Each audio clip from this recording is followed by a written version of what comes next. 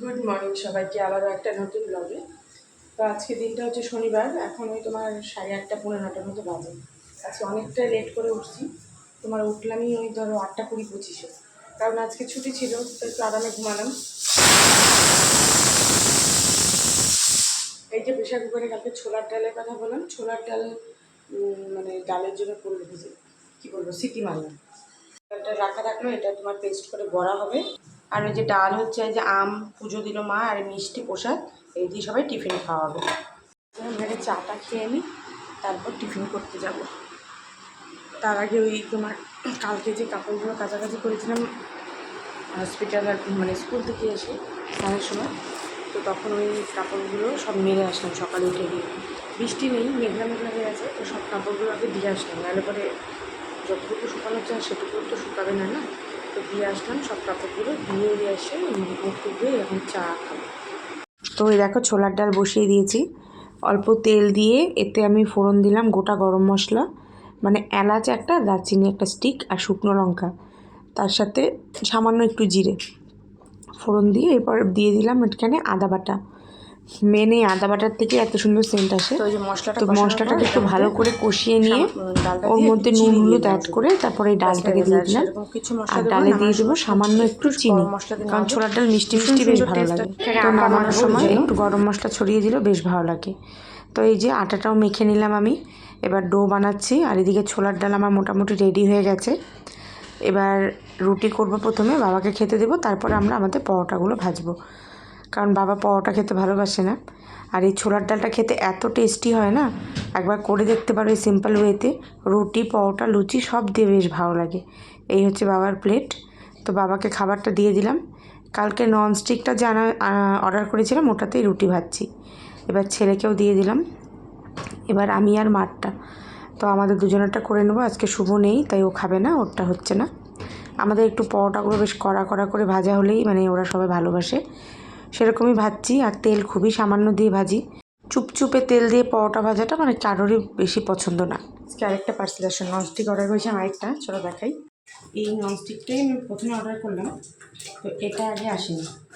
তো এটা না কী বলো তো, যে ডিম পোচ টোচ বা প্যানকেক করলে পরে বেশ ভালো, জিনিসটা বেশ ভালো লাগলো।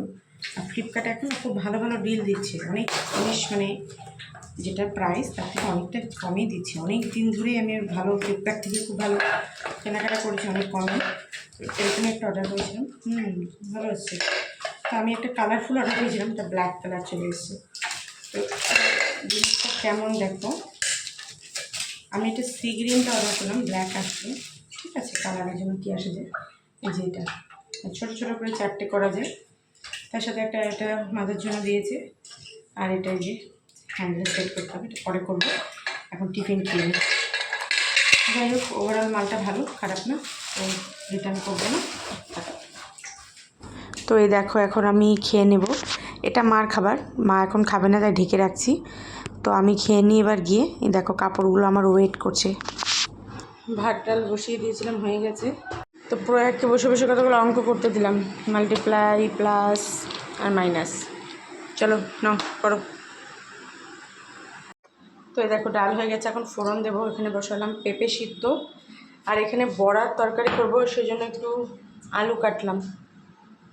আর রাতে করব হচ্ছে আলু কুমড়ো ভাজা আর পটল ভাজা, তাই কেটে রাখলাম, কারণ রাতে একটু বেরোনোর প্ল্যান আছে। আর এই যে মশলা একটুখানি টমেটো আর আদা নিলাম, একটু জিরা দিয়ে পেস্ট করব। বাকি ডালটা বেটে নিলাম। দেখো কি মেঘ করে ফেলছে আবার, কত কাপড় ধুয়ে দিয়েছিলাম, আরও বাকি আছে। এই যে এতগুলো ধুলাম, এখন মেলবো। আর কি মেঘ করলো দেখো, এতগুলো কাপড় ধোয়া হয়েছে। এই হচ্ছে বড়া, আর এই হচ্ছে বড়ার তরকারি। ফুটে গেছে তরকারি, আর হয়েও গেছে। এতটা ঝোল রাখবো না, টেনে দেবে, কারণ বড়া দিলেই ঝোলটা খেয়ে নেবে, সব ঝোল সোক করে নেবে বড়া। তাছাড়া তোমার ডালও আছে, বড়া ঝোল না থাকলেও চলবে। গা মাখা একটা সবজি করবো, এখন একটু ঘি আর গরম মশলা দিয়ে জাস্ট নামিয়ে নেবে। বড়াগুলো একটুখানি ধরে গেছিলো, তেলটা কম হয়ে গেছিলো যার জন্য। যাই হোক, রান্নাবান্না মোটামুটি কমপ্লিট। তো লাগালাম একটু ফেস প্যাক, দেখো কটা বাজে, 1:40 বাজে। এবার যাবো স্নান করতে। সব কিছু মোটামুটি কমপ্লিট। যেহেতু আমি স্নানে যাচ্ছি তো বাবাদের বলতে মা বড়ার তরকারি খায়, কিন্তু বাবা খায় না, তাই বাবার বড়াটা ভেজে দিয়ে যাচ্ছি। আমি আস্তে আস্তে দেরি হবে, ততক্ষণ খাওয়ার জন্য বসে থাকতে হবে নাহলে। তো আমি বড়ার তরকারিটা বড়াটা ভেজে দিয়েছি, মানে খেয়ে নিতে পারবে। আর তো কিছু করার নেই, করে দিয়ে একবারে যাচ্ছি। তো আমি স্নান করে আসলাম, 2:30 বাজে।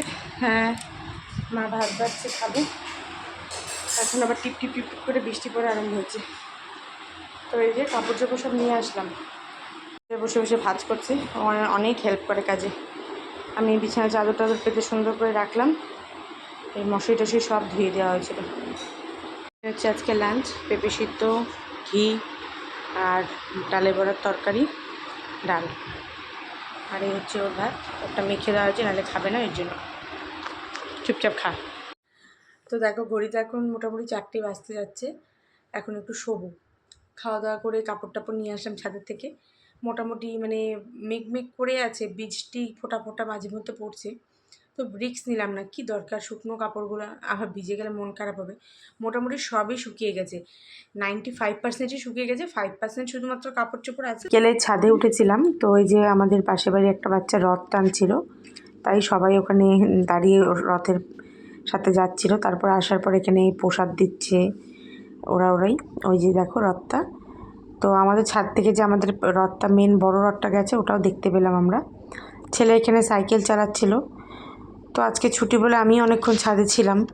মানে ছুটির দিন সারাটা দিন যা ব্যস্ততার মধ্যে গেল, এই এখনই ধরো একটু ফাঁকা টাইম যা। আমাদের বাড়ির সামনে রথের মেলা বসে, তো আমরা সেখানেই যাচ্ছি।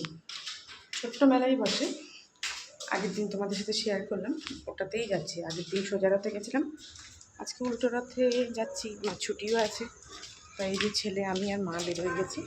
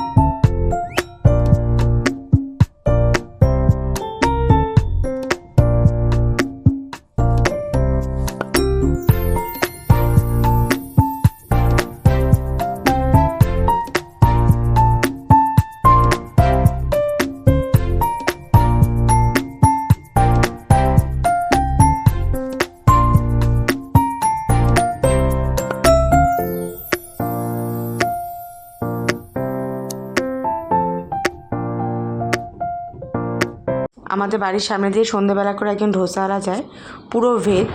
তো ওনার থেকে একটা মশলা ধোসা, একটা প্লেন ধোসা নিলাম, ভীষণ ভালো বানায়। আর এই নারকেলের চাটনিটা তো দুর্দান্ত, মানে দারুণ লাগে, সাম্বারের থেকে বেশি ভালো। ধোসা খেয়ে এবার এলাম রান্নাঘরে, রাতে রান্না করতে। তার আগে দেখে মেলার থেকে কি আনছি। মেলার থেকে অনেক রকমের পাপড় নিয়ে আসলাম, ওখানে মেলার আচার দোকানগুলো বসে। এটা আনলাম আলুর চিপস, আমার ভীষণ প্রিয় আলুর চিপস। আর এটা আনলাম মশলা পাপড়।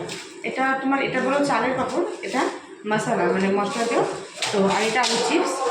আর আমার ছেলের যেন খুব পছন্দ এই মাল্টি কালারের কি পাপড়গুলো জানি না, তো সব রকমের ফুল ফুল শেপের একটা এই পাপড়গুলো আনলাম। দেখা যাচ্ছে এই দেখো ফুল ফুল শেপের। হ্যাঁ, আর মেন হচ্ছে এটা আচার। দেখে এত লোভ লাগছে, আমি কিন্তু খুব একটা টক পছন্দ করি না, খুব লোভ লাগছে। তো নিয়ে আসলাম আমের আচার, খাওয়া যাবে নিরামিষ টিরামিষে, এইটুকুই আনলাম। আর সেরকম কিছু আনা হয়নি। আইসক্রিম খেলাম, ধোসা খেলাম। প্রচণ্ড ভিড় মেলায়, পা রাখার জায়গা হচ্ছিল না। তারপরে ছিটে ফোটা বৃষ্টিও শুরু হলো, আমরা রাতে গিয়ে চলে আসলাম যে ভিজার আগে। আলু আর কুমড়ো এটাই ভাজবো, কিন্তু পটল ভাজবো না, পটলের বদলে ভাজবো পাঁপড়। তোমাদেরকে বলেছিলাম না আমাদের অ্যাকুরিয়াম আছে, এই দেখো অ্যাকুরিয়ামে কত মাছ, আর এই মাছের সাইজগুলো দেখো কি বড় বড়, খুব সুন্দর লাগছে দেখতে, একদম ডিপ অরেঞ্জ। অ্যাকুরিয়ামের কাজটা হালকা একটা স্ক্র্যাচ এসেছে, তো সেটা দিয়ে না মানে পুরো জল পড়ে ভেসে যাচ্ছে চতুর্দিকে। সেটা কালকে লোক আসবে, লোকে ঠিক করবে, তেলে কি ঝাঁজ। তো তার জন্য মাছগুলোকে তুলে নিয়ে ওই ড্রাম ট্রামকে রাখা হবে। এগুলো মাছের ডিম থেকে মাছ হয়ে এত বড় বড় হয়েছে।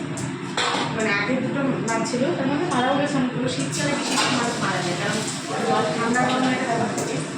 বেশ ভালো লাগছে, কত বছর খাই দিয়েছে মাছগুলো। তো ওখানে দেখতে গিয়ে তেল বেশি গরম হয়ে গেছে আমার। ওগুলো আনলাম, এগুলো ভাজছি। ওখানে দেখতে গেলাম না, তাই তেলটা প্রচণ্ড হিট হয়ে গেছে। সর্ষের তেল তো প্রচুর চোখ জ্বালা করছে এর জন্য। আর এই যে পাঁপড়গুলো বেশ সুন্দর বড় বড় হয়েছে, খেতে কেমন হবে জানি না, খাওয়ার সময় জানা যাবে।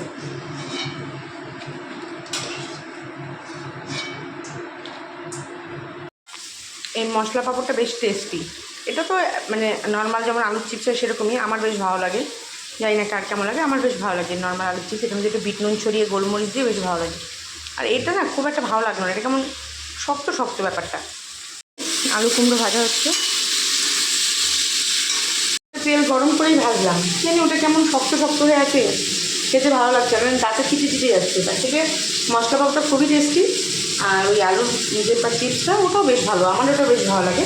যারা সিম্পল পছন্দ করে তাদের ভালো লাগবে না, কিন্তু আমার বেশ ভালো লাগে।